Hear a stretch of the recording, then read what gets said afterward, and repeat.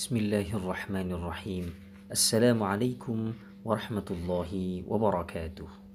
Alhamdulillah wassalatu wassalamu ala rasulillah Sayyidina Muhammad ibn Abdullah wa ala alihi wa sahbihi wa man walah. Wa ba'd. Rabbi shrah li sadri wa yassir li amri wahlul 'uqdatam min lisani yafqahu qawli. Ayyuhat tullab wat talibat, a'azzakumullah. سوف نستمر دراستنا في تفسير آيات الأحكام، وسوف نتكلم عن الأحكام الشرعية في موضوع فريضة الحج في الإسلام. الأحكام الشرعية. الحكم الأول حكم الجاني في الحرم. Kandungan hukum pertama, tindak kriminal di Masjidil Haram. Para ahli fikih sepakat, orang yang melakukan tindak kriminal di tanah haram harus diqisas, baik terhadap pembunuhan ataupun bukan pembunuhan. Alasan mereka, karena tindakan kriminal itu berarti menodai kesucian tanah haram. Oleh karenanya, tanah haram itu sendiri tidak dapat melindungi dia dari qisas, sebab dia sendirilah yang menimbulkannya sampai terjadi kisos itu. Dalil mereka di antara firman Allah Subhanahu wa taala, A'udzu billahi minasy syaithanir rajim. ولا تقاتلوهم عند المسجد الحرام حتى يقاتلوكم فيه فإن قاتلوكم فاقتلوهم كذلك جزاء الكافرين. Dan janganlah kamu perangi mereka di dekat Masjidil Haram hingga mereka itu memerangi kamu. Jika mereka memerangi kamu di situ, maka perangilah mereka. Begitulah balasan orang-orang kafir itu. Quran Surah Al-Baqarah ayat 191. Namun mereka juga berbeda pendapat tentang orang yang melakukan suatu kejahatan di luar tanah haram. Kemudian ia masuk ke tanah haram. Apakah dia harus diqisas di tanah haram juga? Dalam hal ini ada dua pendapat. Pertama, menurut mazhab Hanafi dan Hambali, termasuk di dalamnya Abu Hanifah dan Ahmad ibni Hanbal. Orang yang melakukan suatu tindak kejahatan yang menyebabkan dia harus dihukum, kemudian dia masuk ke tanah haram, maka dia harus dilindungi. Karena firman Allah menegaskan, barang siapa yang masuk, maka amanlah dia. Dalam ayat ini, Allah mewajibkan suatu perlindungan keamanan bagi siapa yang masuk. Sebab ayat itu, meskipun kalam khabar, yaitu berita, tetapi maksudnya adalah amr, yaitu perintah. Jadi maknanya, barang siapa masuk tanah haram, berilah dia keamanan. Ini sama dengan ayat haji tentang haji. فَمَنْ فَرَضَ فِيهِنَّ الْحَجَّ فَلَا رَفَثَ وَلَا فُسُوقَ وَلَا جِدَالَ فِي الْحَجِّ. Barang siapa yang mewajibkan dirinya haji, maka tidak ada omongan kotor, perbuatan fasik, pembantahan dalam haji itu. Quran Surah Al-Baqarah ayat 197. Maksudnya, jangan berbicara kotor, jangan berbuat fasik, dan jangan berbantahan. Pendapat ini diriwayatkan dari Ibnu Abbas. Ia menyatakan jika seseorang melakukan tindakan kejahatan di tanah halal, kemudian ia masuk ke tanah haram, maka tidak boleh diqisas. Akan tetapi ia tidak boleh diajak sebagai kawan duduk, tidak boleh diajak berjual beli, dan tidak boleh diajak bicara hingga ia sendiri keluar dari tanah haram itu. Barulah kemudian diqisas.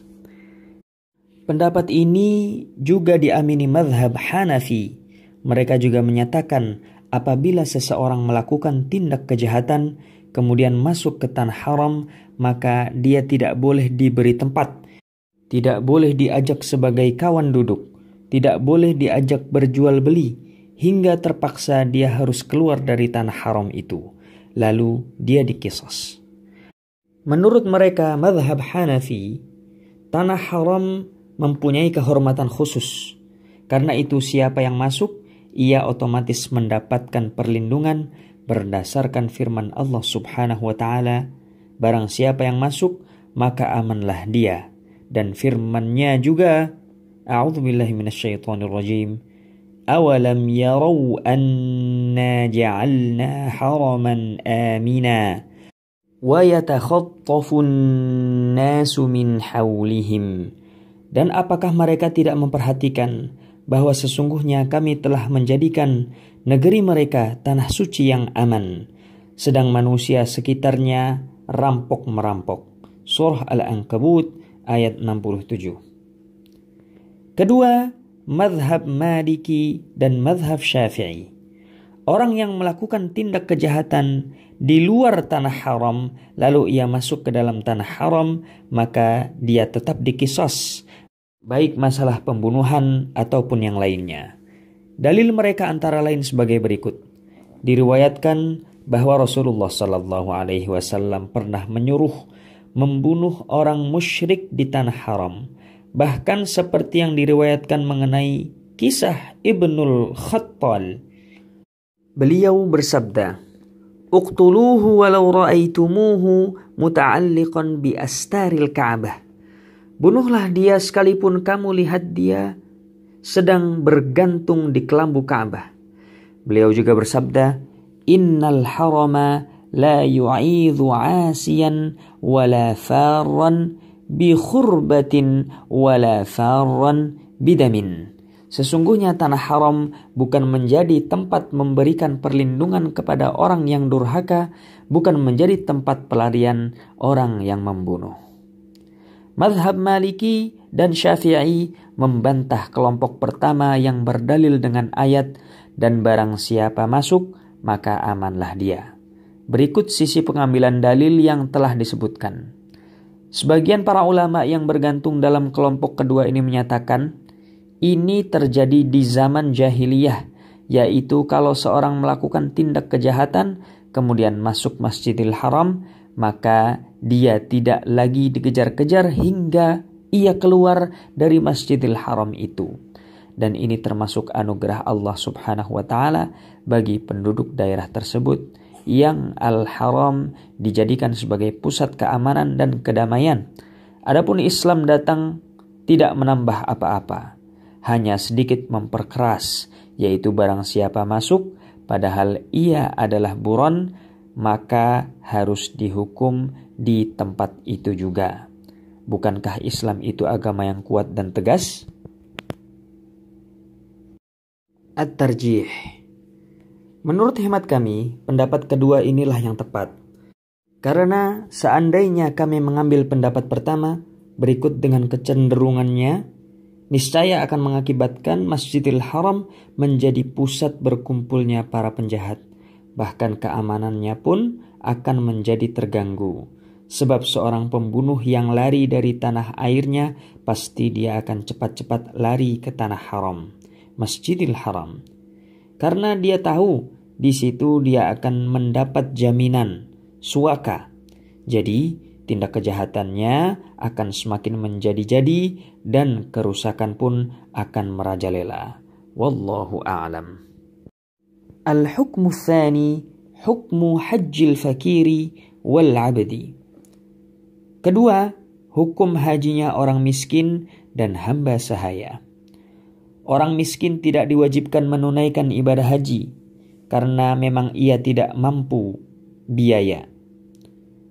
Akan tetapi apabila ia menunaikannya, maka kewajiban hajinya itu pun gugur kalau sewaktu-waktu ia mampu. Demikian menurut ijma' ulama. Adapun hamba sahaya, apabila dia menunaikan haji, apakah kewajiban hajinya itu gugur? Dalam hal ini ada dua pendapat. Menurut Abu Hanifah, hajinya itu jatuh sunnah dan ia wajib haji lagi apabila sudah dimerdekakan. Sebab statusnya itu tidak ubahnya seorang anak kecil yang belum baligh. Sedang anak yang belum baligh apabila ia naik haji, maka ia wajib haji lagi jika sudah baligh. Begitu jugalah halnya dengan hamba sahaya. Apabila sudah naik haji, kemudian ia dimerdekakan, maka dia pun wajib haji lagi. Beda halnya dengan Imam Asy-Syafi'i. Menurut beliau, haji itu sudah cukup dan memadai. Hal tersebut dikiaskan dengan orang yang miskin tadi. Alasannya haji itu sama dengan menghadiri Jumat yang tidak wajib bagi seorang hamba sahaya. Akan tetapi, kalau hamba itu menunaikan sholat Jumat, maka gugurlah kewajiban sholat zuhur. Begitu halnya soal haji itu. Apabila dia telah menunaikan, maka gugurlah kewajiban hajinya. Namun, pendapat ini sangat lemah. Sebab sebagaimana diriwayatkan oleh Imam An-Nawawi, seorang pemuka mazhab Syafi'i, tidaklah sama dengan apa yang disebutkan tadi. Yang benar seperti yang ia katakan, sesungguhnya mazhab Syafi'i berpendapat seorang hamba sahaya apabila ihram haji kemudian dimerdekakan sebelum wukuf di Arafah, maka hajinya itu sudah memenuhi sebagai haji Islam. Hal tersebut berbeda dengan pendapat Abu Hanifah dan Malik. Adapun apabila dimerdekakan itu seusai haji, maka hajinya tidaklah mencukupi. Barangkali inilah yang betul dalam mazhab Syafi'i. Dalam masalah ini hanya ada perbedaan bentuk, bukan inti. Sebab kedua pendapat tersebut sepakat bahwa apabila dimerdekakannya itu terjadi seusai menunaikan rukun haji, yaitu wukuf di Arafah, hajinya itu tidak dipandang cukup sebagai haji wajib. Karenanya ia wajib haji lagi di waktu yang lain. Karena yang pertama tadi jatuhnya sunnah. Al-hukmu tsalits. Halil mahram bin nisbah lil mar'ah syartun liwujubil haji. Ketiga, apakah seorang mahram bagi seorang perempuan menjadi syarat haji? Sebagian fuqaha berpendapat adanya mahram adalah syarat mutlak bagi wajibnya haji seorang perempuan. Demikian pendapat mazhab Hanafi. Dalil yang mereka kemukakan antara lain, Rasulullah sallallahu alaihi wasallam bersabda, "La yahillu li'imra'atin tu'minu billahi wal yawmil akhiri an tusafira safaran fawqa thalathin illa ma'a dhi rahimin mahramin aw zawjin." Tidak halal bagi seorang perempuan yang beriman kepada Allah dan hari akhir bepergian lebih dari 3 hari kecuali bersama mahramnya atau suaminya. Redaksi hadis ini umum, mencakup semua bepergian, baik bepergian biasa ataupun bepergian haji. Mereka juga berdalil dengan hadis riwayat Ibnu Abbas. Ia berkata, Rasulullah sallallahu alaihi wasallam berkhutbah, seorang perempuan tidak boleh bepergian sendiri tanpa mahram. Lalu ada seorang laki-laki bertanya, "Ya Rasulullah, sesungguhnya aku mendapat panggilan perang, padahal istriku hendak pergi haji." Nabi Shallallahu Alaihi Wasallam menjawab, "Pergilah bersama istrimu." Hadis ini pun menunjukkan bahwa perempuan yang hendak pergi haji harus disertai suaminya atau mahramnya. Coba bandingkan, dalam hadis itu Rasulullah Shallallahu Alaihi Wasallam menyuruh si laki-laki tersebut untuk meninggalkan perang dan harus menemani istrinya. Padahal perang juga wajib. Seandainya adanya mahram itu bukan wajib, niscaya Nabi Shallallahu Alaihi Wasallam tidak akan menyuruhnya menggagalkan perang dan menyuruh pergi haji bersama istrinya. Namun, mazhab Syafi'i dan Hambali berpendapat, haji wajib tidak diharuskan ditemani mahram, asalkan keamanan perempuan itu terjamin. Misalnya, haji massal bersama beberapa orang perempuan.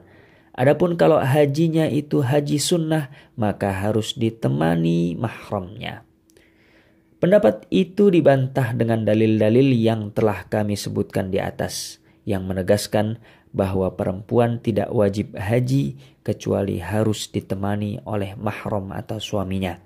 Karena adanya mahram itu dipandang sebagai syarat haji bagi perempuan, dan kiranya pendapat inilah yang mendekati kebenaran. tanbihun hamun. Aku atau Imam Ali As-Sabuni berpendapat, kalau sudah demikian, Islam tidak memperkenankan seorang perempuan haji kecuali dengan mahramnya. Padahal haji adalah salah satu kewajiban bagi laki-laki dan perempuan. Akan tetapi, mengapa sekarang ini banyak orang yang membiarkan anak-anak putrinya pergi ke negeri nan jauh atau ke negara asing dengan alasan menuntut ilmu, tanpa mahram atau kerabat yang menyertainya? Ini jelas menunjukkan jauhnya manusia dari adab Islam dan ajaran-ajarannya. Bahkan menunjukkan hilangnya rasa tanggung jawab dan cemburu, sehingga mengorbankan persoalan bepergian perempuan itu dengan tabarruj, yakni tanpa menutup aurat, dan pergaulan bebas. Dan itu sudah dijadikan sebagai suatu tradisi. Inna lillahi wa inna ilaihi raji'un. Al-hukmur rabi', ma hiya syurutu wujubil haji? Keempat, apa saja syarat-syarat wajib haji itu? Syarat-syarat wajib haji itu ada 5. 1. Islam. 2. Sehat akalnya. 3. Baligh. 4. Mampu. Dan 5. Adanya mahram bagi seorang perempuan. Sebagian ulama ada yang menambahnya 6. Tidak ada gangguan atau aman. Tetapi yang terakhir itu adalah syarat menunaikannya, bukan syarat wajibnya. 3 syarat yang pertama, Islam baligh, sehat akal, tidak hanya berlaku bagi masalah haji, bahkan berlaku juga untuk semua kewajiban agama, seperti sholat, puasa, dan lainnya. Adapun syarat keempat, yaitu mampu, telah dijelaskan sendiri oleh ayat di atas, yaitu bagi siapa yang mampu pergi ke sana. Man istata'a ilaihi sabila. Yang juga dipertegas oleh sunnah Nabi bahwa yang disebut mampu itu ialah adanya bekal dan kendaraan. Dalam hadis diriwayatkan bahwa Nabi SAW bersabda, Man malaka zadan wa rahilatan tuballighuhu ila baitillahi walam yahujja fala alaihi an yamuta yahudiyan au nasraniyan. Barang siapa memiliki perbekalan dan ada kendaraan yang dapat mengangkutnya ke Baitullah, lalu dia tidak menunaikan haji, maka tidak ada yang menjadi beban, melainkan dia akan mati sebagai Yahudi dan Nasrani. Yang demikian itu karena Allah Subhanahu wa Ta'ala berfirman dalam kitabnya, dan karena Allah diwajibkan haji ke Baitullah atas manusia, yaitu bagi siapa yang mampu pergi ke sana. Ali Imran ayat 97.